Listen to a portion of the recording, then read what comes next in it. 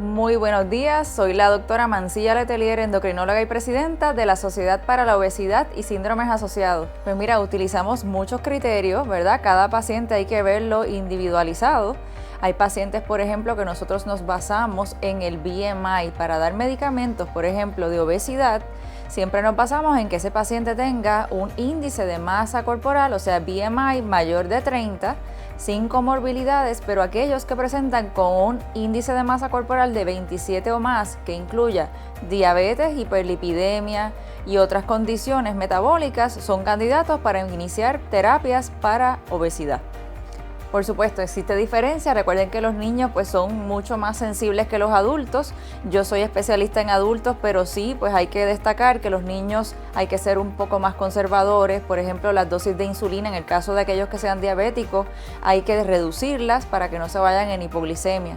En el caso de los adultos podemos ser un poco más flexibles, pero siempre hay que estarlos monitoreando y para eso existen muchas tecnologías ahora mismo que, ¿verdad?, nos ayudan a nosotros los médicos a monitorear a esos pacientes y poder redirigir la terapia hacia lo que ellos necesitan.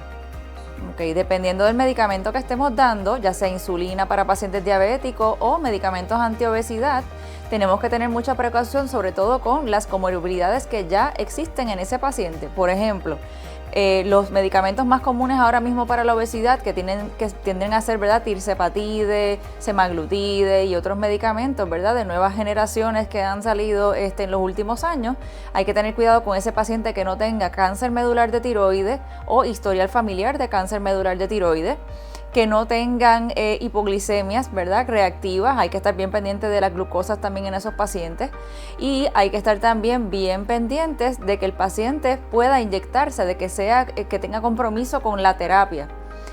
Hay otras cosas que también hay que tener en cuenta. Estos medicamentos también pueden tener efectos como náusea, como sentidos de llenura en el paciente, así que a ellos se le modifica la dieta y en este tipo de medicamentos se les recomienda comer bajo en grasa y cantidades pequeñas de alimentos. En el caso de las insulinas, pues tenemos que estarlos monitoreando constantemente para que no se vayan en bajones, sobre todo en niños, que ahí está, ¿verdad?, lo importante. Los padres tienen que estar bien educados para poder darle esas herramientas a sus hijos. El monitoreo continuo de glucosa, ahora mismo en el mercado existen varias marcas. Todas son muy buenas, muy efectivas, es lo que más le convenga al paciente per se.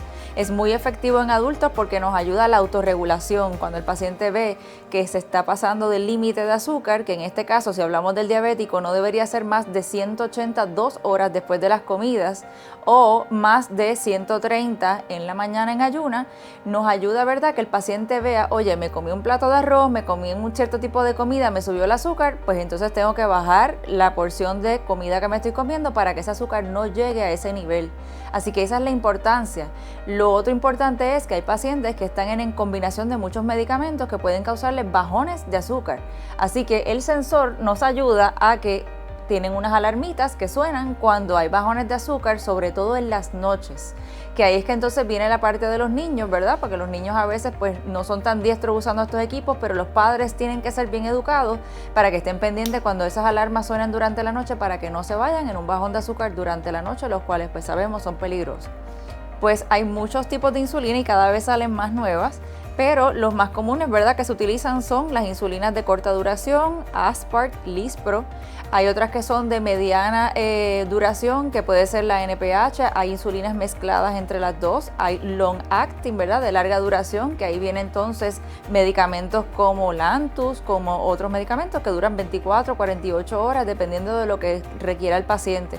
Así que hay muchas terapias que se pueden utilizar, pero hay que darle mucha adiestración a los pacientes, sobre todo los papás, en caso de que tengan niños con diabetes, y a los adultos que están usando estas insulinas para que no se vayan en bajones de azúcar. También el endocrinólogo, ¿verdad?, y todos los especialistas que bregamos y trabajamos con este tipo de condiciones, tenemos que adiestrar al paciente, por ejemplo, si es necesario, al conteo de carbohidratos de cada alimento, porque hacemos unos ciertos cálculos para que ellos puedan determinar cuánta insulina se deben inyectar antes de la comida. Tanto en niños como en adultos se puede hacer por peso, pero, ¿verdad?, siempre con niños vamos a ser mucho más conservadores. Esa área la toca el endocrinólogo pediátrico, pero es bien importante también educar a los padres de que no le den más dosis de lo que necesita el niño si no es que están bien adiestrados.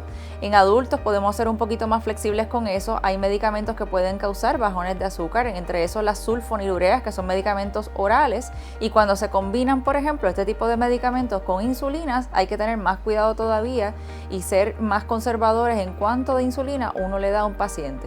En niños y en adultos es por peso, pero después se puede ir ajustando la terapia acorde a cómo va el paciente en cuanto a su glucosa. Ok, siempre, ¿verdad?, enseñar al paciente cómo debe inyectarse. Para eso siempre hay una enfermera certificada en nuestras clínicas, o nosotros mismos los doctores podemos enseñarlo, que tiene que ser subcutáneo. El área donde se va a inyectar es importante, cómo se va a inyectar es importante. Recuerden que cambiar de sitio la insulina y todo lo que sean, ¿verdad?, bolígrafos de medicamentos como tirzepatide, como semaglutide, también hay que cambiarlo para que no causen problemas debajo de la piel donde está el área de la grasita. Así que siempre le recomendamos a los pacientes estar cambiando las áreas de inyección. Lo otro es refrigerar los medicamentos cuando no estén utilizados, ya que todos estos se pueden dañar a través del tiempo si no están a una temperatura adecuada.